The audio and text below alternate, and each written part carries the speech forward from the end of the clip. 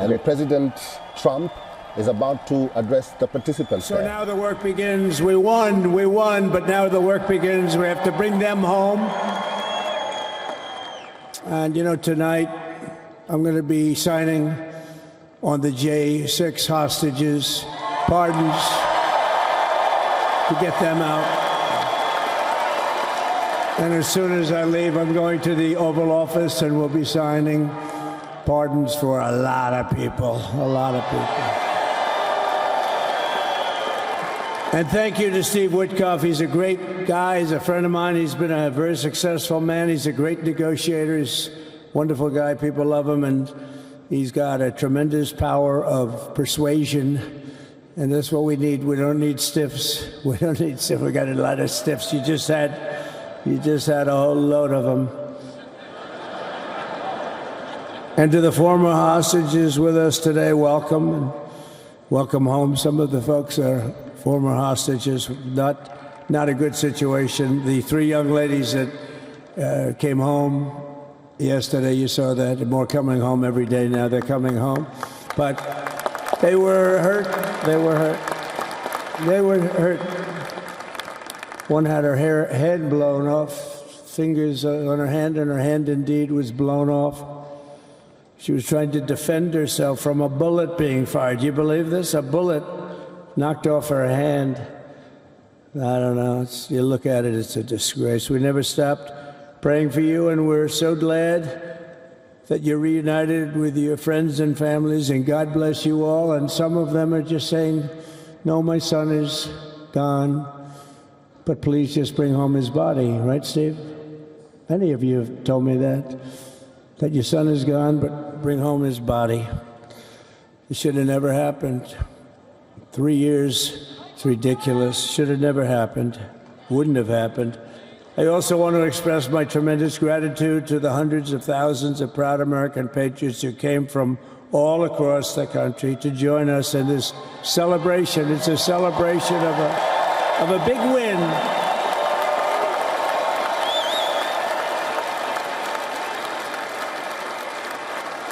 And you're witnessing the dawn of the golden age of America. That's what it's going to be. We're bringing it back. We're going to bring it back fast. We're going to bring it back fast. Let us also thank the incredible service members, National Guardsmen, Police, Secret Service, and law enforcement personnel who are keeping us all safe, even though, and they are great people. New York's finest. I grew up with New York's finest, and we got to give them their authority back. You won't have any crime. There'll be no crime. You give them little authority back. The whole way they run things in this country now, it's disgraceful. But it's going to change rapidly. We're going to make our cities safe again, too. Even though we're indoors, we've had a magnificent inaugural parade. And let's give a big round of applause. They were great. To all of the incredible performers and hardworking men and women who made it possible. Those people, really talented, amazing people. I also want to thank my wonderful family for being here, especially my beautiful wife, our First Lady, Melania.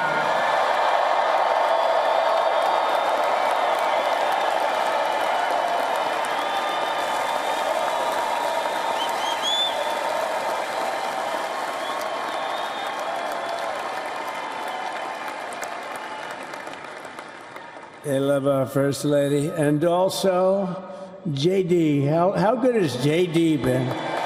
And his beautiful wife, Usha. How good is J.B.? J.D. has been great. He's another good negotiator, Steve. He's a great negotiator, too. We need negotiators in this country.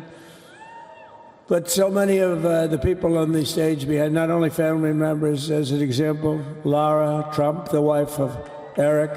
She was the head of the Republican Party, along with my friend Michael. Stand up, the two of you.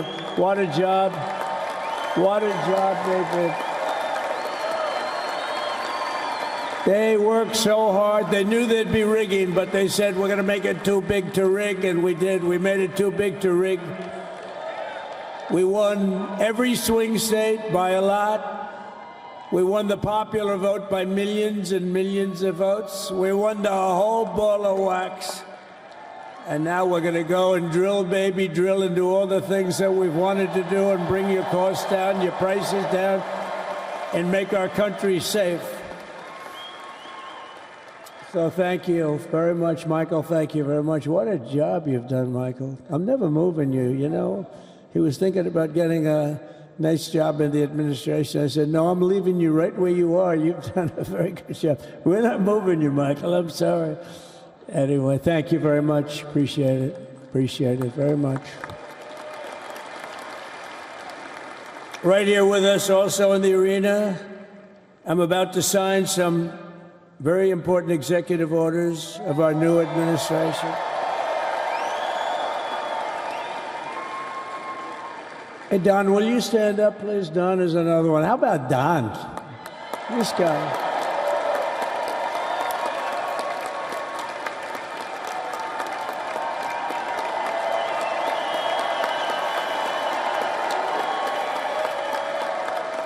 He's a popular one. He goes out and speaks. He gets a big crowd. He's a little on the rough side sometimes, but that's what you want. He's done a fantastic job, and he loves our country. Thanks, Don. Great job. You've done a great job. And Ivanka.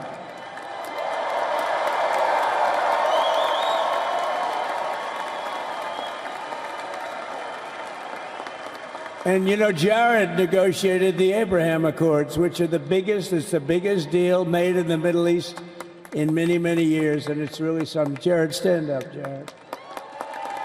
The Abraham Accords. And Tiffany's going to have a little baby. And Michael.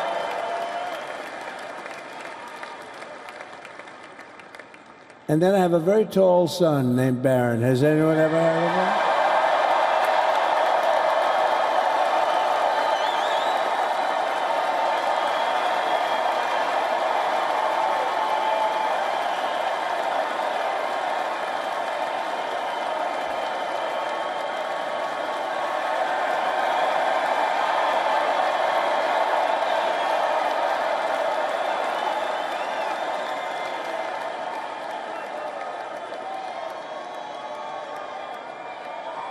Thank you.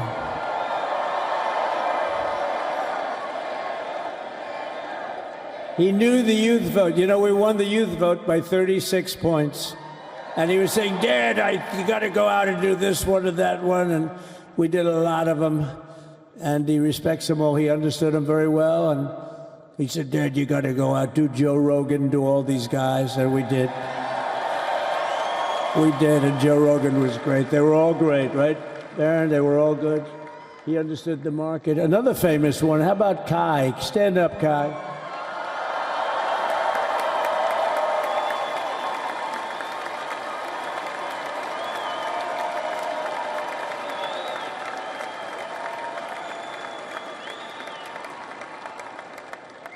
Is that Byron Donalds back there? Stand up, Byron. Stand up. What a future this one has. What a future. That's great, Byron. Thank you very much. And how about Lutnick, Secretary of Commerce? He's going to take in more money than any country has ever even thought about. He's going to take in some money. And we have many others. Look, I'm not going to go through it, but we're going to sign some orders right now, and that's really what I want to do. So we're going to sign executive orders. First, I'll revoke nearly 80 destructive and radical executive actions of the previous administration, one of the worst administrations in history. Maybe not one of them, the worst. Anybody that would allow millions of people to pour through our borders from jails, prisons, mental institutions, insane asylums, gang members to be taken off the streets of Venezuela and deposited in our country, and many, not just Venezuela. You know, crime in Venezuela is down 74%. because they took their criminals and gave them to us through an open border policy of the previous administration. All over the world, they're emptying their prisons into our country. They're emptying their mental institutions into our country. It stops as of 1 o'clock this afternoon. Okay, it stops.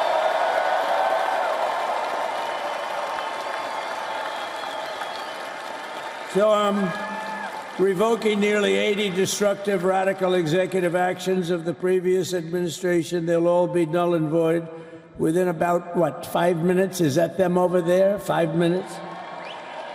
And next, to gain immediate control of the vast federal, out-of-control bureaucracy, I will implement an immediate regulation freeze, which will stop Biden bureaucrats from continuing to regulate. Most of those bureaucrats are being fired. They're gone.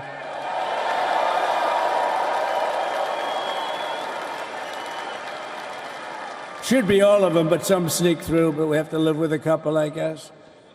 I'll also issue a temporary hiring freeze to ensure that we're only hiring competent people who are faithful to the American public.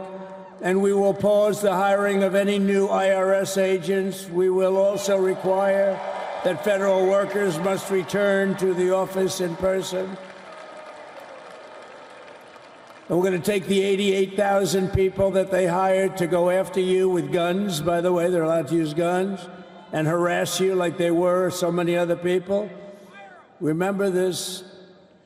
Okay, remember? Do you remember a little statement about tips? Does anybody remember that little statement? I think we won Nevada because of that statement. But they went out and harassed you over the tips. In other words, we are restoring control of our government to the people. We're going to take those 88,000. Let's see if they'd like to work on the border, because that's where we want them, really.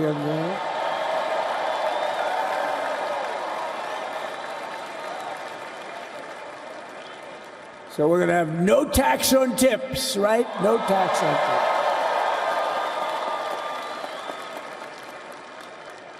And we may have, like the Speaker of the House, is he here? He's done such a good job. Is Mike here? He's around here someplace. I saw him just a little while ago. Hello, fellas. Look at you guys. Yeah, I know it. He's great. He's doing great. They're all doing good. The Republican Party has never been unified like it is right now. They want to save our country. And we're going to more than save it. We're going to make it greater than it's ever been before by a lot. Next, I'm going to sign a presidential memorandum directing every member of my cabinet to marshal every power at their disposal to defeat inflation and rapidly bring down the cost of daily life, because your costs have gone through the roof in the last 4 years. Perhaps you didn't notice. Does anyone notice their costs are like double, triple, quadruple? You can't buy bacon. Apples have doubled in price. You want an apple, anybody? Pay twice what you did 2 years ago. We'll put more money in your pocket, and we'll bring back the American dream and to reduce energy costs and liberate our economy. So we have more oil and gas than any country in the world, and we're going to use it. We're not going to do the wind thing. Wind, big ugly windmills, they ruin your neighborhood, they ruin you. If you have a house that's near a windmill, guess what? Your house is worth less than half. And did you see up in New England with the whales? You see what's happening? So they had 2 whales killed in about 14 years. Last year and the year before, total, they had 28. So if you're into whales, you don't want windmills either. And they're the most expensive form of energy that you can have by far. And they're all made in China, by the way. Practically all of them. And they kill your birds and they ruin your beautiful landscapes. But other than that, I think they're quite good, right? Now, remember when we used to joke and kid when we were kidding, but we don't kid anymore?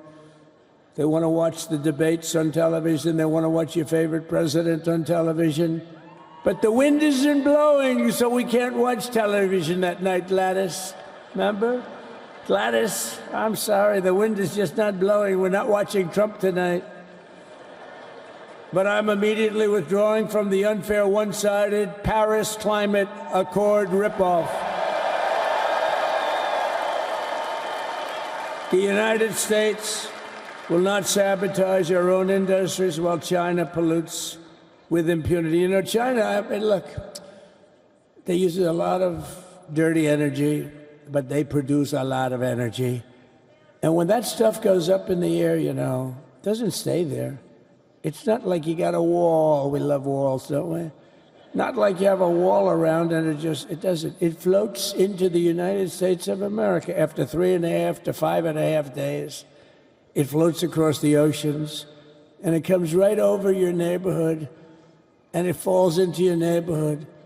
So they all say, we have to fight for cleaner air, but the other dirty air is dropping all over us. So what the hell are they talking about? Unless everybody does it, it just doesn't work. You know, we had the cleanest air and the cleanest water that this country's ever had under the Trump administration, and we didn't do anything to stop jobs and stop production, believe me. You're going to see a lot of companies come pouring back because tariffs. I always say tariffs is the most beautiful word to me in the dictionary. Then I was reprimanded by the fake news. They said, what about love, religion, and God? I said, I agree. Let's put God number one. Let's put religion number two. Love, I don't know. We got to put that number 3, I guess, right? And then it's tariff. Because tariffs are going to make us rich as hell. It's going to bring our country's businesses back that left us. And I'll also sign an executive order to immediately end federal government censorship of the American people. In America, we believe in free speech, and we're bringing it back starting today to stop the weaponization. Oh, do I know about that? These creeps. Deranged Jack Smith. You ever hear of him? Deranged. He's a deranged prosecutor. He's sick. They suck him on me. He's now been reduced to getting on an airplane, going back to The Hague or wherever the hell he came from. We got to get rid of that guy. Hey, was he one of the many people that got a pardon today? Did they pardon Jack Smith? You know, did you know that Biden, while I was making my speech, pardoned his whole family?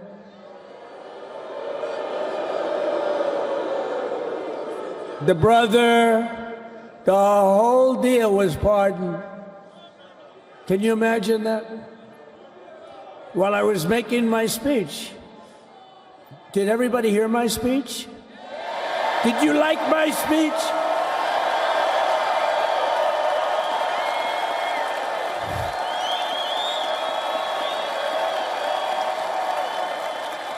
Thank you. I mean, the only thing wrong with it is I had a lot of tough things to say, and I have some great people that work for me. Sir, this is such a great speech. It's so unifying. Don't talk about Biden with his pardons of his family. We want a unified country. They said, don't talk about the J6 hostages that you're going to be releasing today.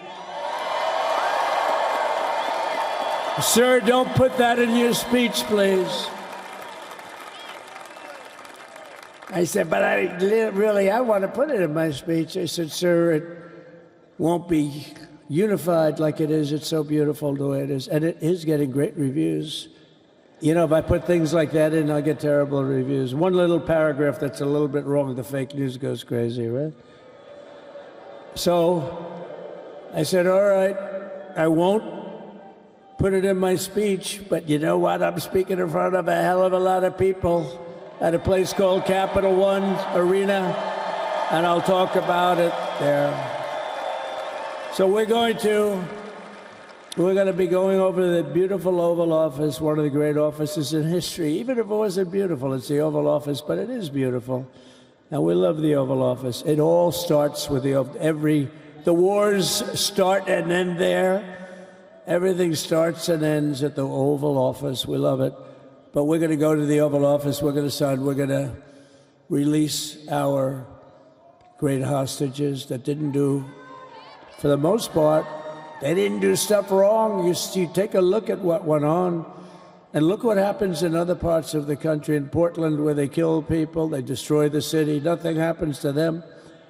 In Seattle, where they took over a big chunk of the city, nothing happened. Minneapolis, where they burned down the city, nothing happened. Essentially nothing happened. All they want to do is go after the J6 hostages. A 76-year-old grandmother was arrested the other day because she was looking, I think because she was looking at the Capitol or something like that. No, we're not going to put up with that crap anymore.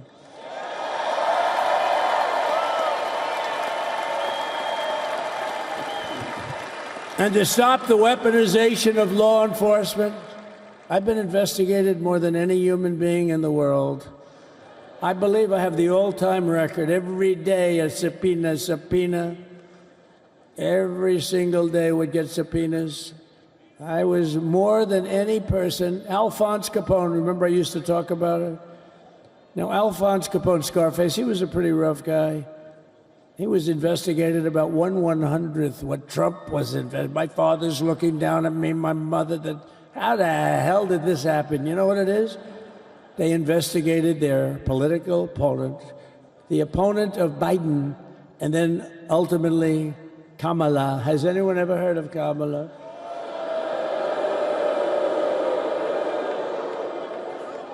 We had to beat two opponents, you know? We had to beat Biden, then we beat him.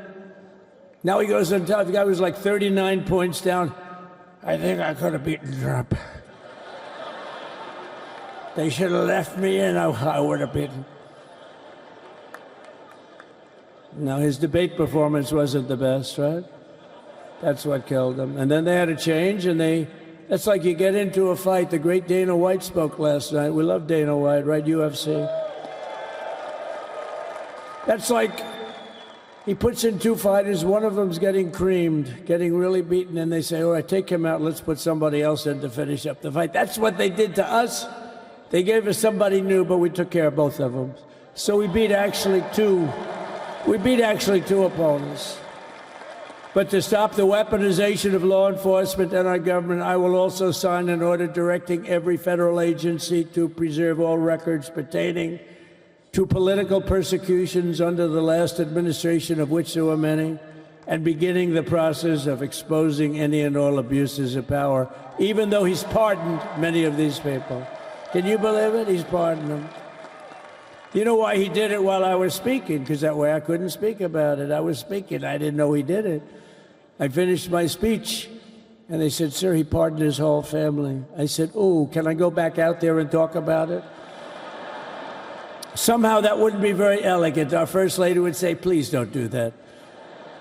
But we have plenty of time to talk about it, and we will. We're doing all of this on our very first day in office. You know, don't forget, we've been in this position, really, where we won the primaries in record time. We were the fastest win of a primary ever in political history, which is a very nice thing. It's nice to know. Well, the second election was rigged, so we knew we were doing well. And if it wasn't, you know what? If it wasn't, I would have never run. But the third one was just a monster. Boy, was that a big one, huh? That was a big one. On the second one, we got like 10 or 12 million votes more than the first one. How about that? We did great on the first one. We did much better on the second one. But bad did we do well on the third one. So we're gonna have some fun. It's very simple. We're gonna make our country great. We're gonna make our country great again. We're gonna make America great again. How good a name is MAGA, though, right? You know? I was going to say, keep America great, but unfortunately it wasn't great. Can't say keep it great. It will be great again, but CAG, keep America great, CAG, I don't think it's ever going to replace MAGA. Does anybody like CAG? I don't think so. It's never replacing MAGA. Nothing will ever replace MAGA. MAGA was the most successful political operation, political movement in the history of our country, maybe in the history of the world. Let's see what happens, because we're not finished yet. We're not finished yet. We got a long way to go. But we're doing this on the very first day in office, and in just a few moments, I'm not only signing the release of the J6 hostages, I'm signing other things that you're going to love. Oh, you're going to be happy reading newspapers tomorrow and the next day and the next day and the next day. So I just want to thank, I mean, look at this place. It's full to the rafters. You don't have any. Look at those people up there. You don't have any empty seats. And by the way, the Capital One owners, they are so good. We got to root for their teams because they have been so great to MAGA, to us. And I just want to thank Ted and everybody. You guys have been fantastic. And the ice hockey team's doing great. Ovechkin's pretty good, right? They're doing great. So I want to thank them, Capital One arena owners. They have been absolutely fantastic. And thank you once again to everyone. And I can only tell you, you're going to be very happy. You're going to watch a lot of good things happen. We got to stop some wars that are happening and going on. Some stupid things are happening. The war with Ukraine would have never happened, and it has. As you know, Israel would have never been hit on October 7th, and none of you would be up here. None of you would even know anything about this tragedy that you're going through right now. But Iran was broke. Anybody that bought oil from Iran, they couldn't do any business with us. You're not going to do business with America. China passed. Everybody passed. They were broke. They didn't have money for Hamas. They didn't have money for Hezbollah. And your sons would be alive, and they certainly wouldn't be incarcerated like they are. It's a shame, but we're getting a lot of people out in a short period of time. So I'm going to go right over to here, and I'm going to sign in front of you. Is that okay? Good.